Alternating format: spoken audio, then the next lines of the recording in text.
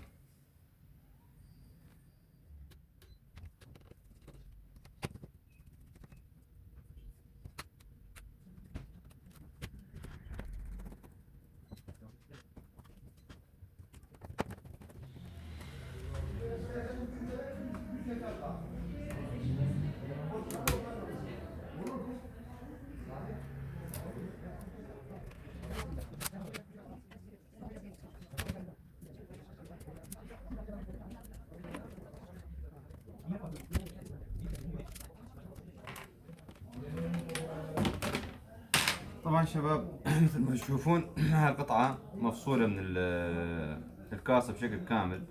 أول ما راح نبدي بيها، راح نصلحها إن شاء الله، نثبتها بشكل ممتاز، وبعدين نبدي بالجزء الآخر.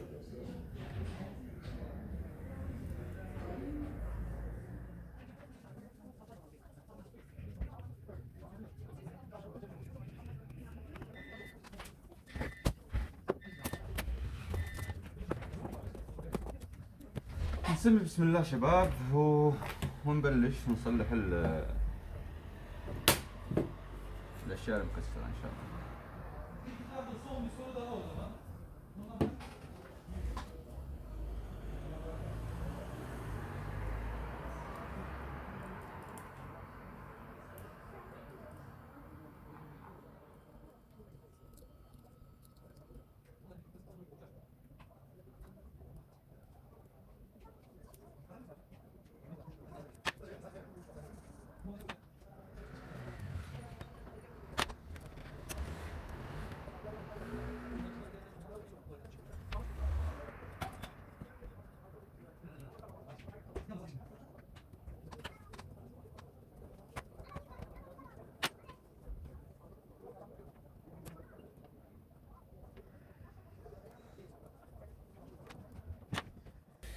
يا شباب لحمنا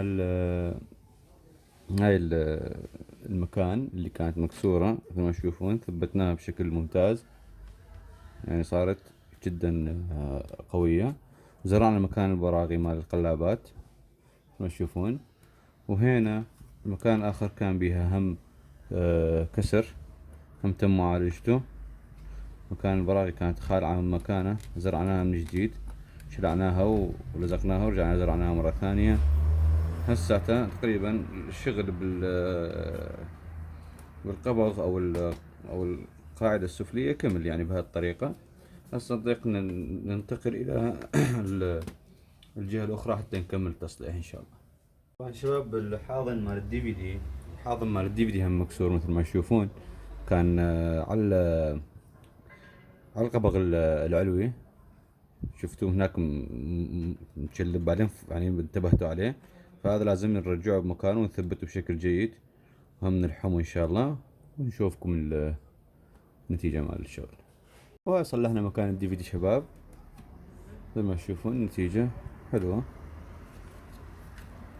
راح نرجع نشتغل الساعتين ان شاء الله بالقبغ العلوي. شباب طبعا بالنسبة للقبغ العلوي ما بيه ذاك القصور الكبير، يعني شوف هاي المكان اصلا مصلحيها قبل هسه اذا تشوفون. هاي المكان مصلحة ملحومة بشكل جيد. وهاي المكان هي اللي راح نشتغله. راح نزرع مكان برغي هنا حتى نطيق نثبته من الجهة الثانية، حتى ينشد القبغ العلوي بالقبغ السفلي، يثبت عن طريق هذا البرغي. راح نزرعه ونرجع لكم. طبعا شباب هاي مثل ما تشوفون النتيجة، زرعنا مكان البرغي هنا. وهسه راح نبدي نطبق، بس اكو ملاحظة جدا مهمة. قبل ما نطبق اللابتوب لازم العيارات مال القلابات ترخى، بالاضافة الى انه هذا الوساخة والطوز يتنظف بشكل جيد. تنظف هاي الوساخة وبعدين تترخى العيارات مال القلابات عن طريق هذا البرغي اللي هنا. ورا ما نرخيها نحاول ندهنه، واخر مرحلة راح نجمع اللابتوب ان شاء الله. خليكم معنا شباب. طبعا نظفنا القلابات ومثل ما تشوفون رخيناهم، صاروا معقولين. بس راح نبدي ان شاء الله عملية تجميع اللابتوب.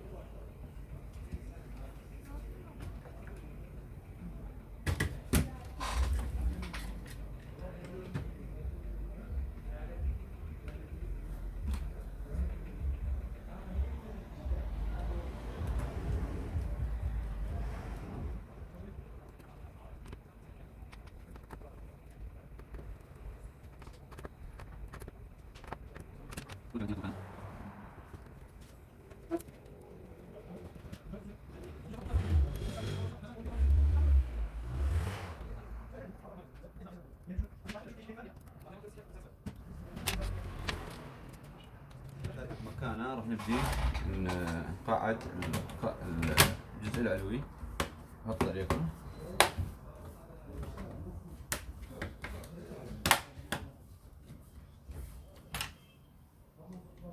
الفلاتة مال الماوس والتاتش باد، والفلاتة مال الباور، مزر الباور يعني.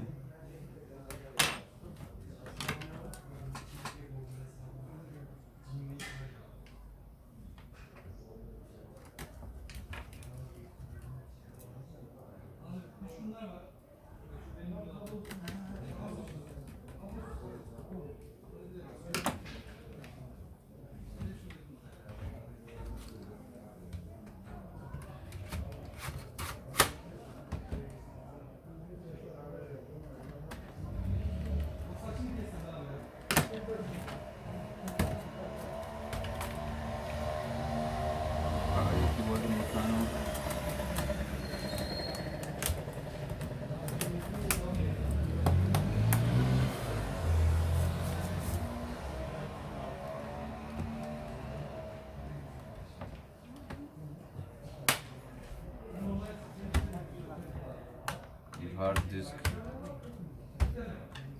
نشد البرامج.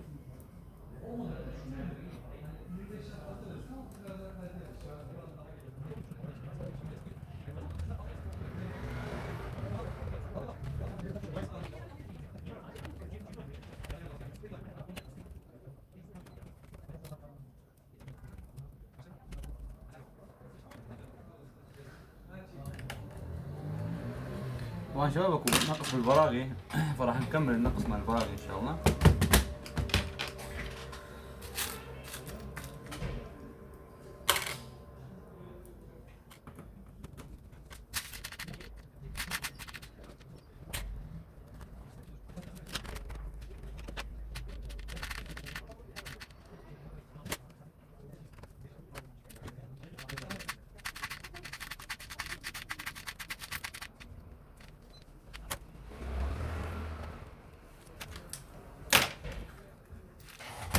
من عملية تصليح هاي اللابتوب بشكل كامل. وهذه مثل ما تشوفون النتيجة النهائية.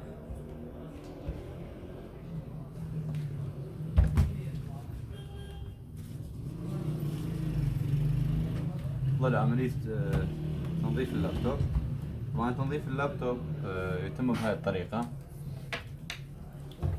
بالنسبة للشاشة والكاسة العلوية ما نبخ عليها من محلول التنظيف بشكل مباشر حتى لا يسبب بأضرار، فيكون التنظيف بهذه الصيغة.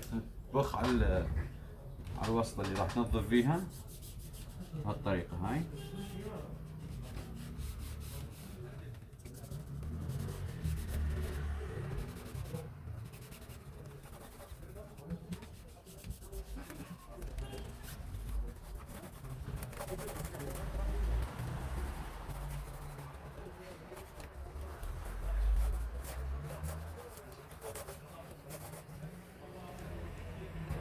هذا الطرف نقدر نبخ عليه عادي، ما يتأذى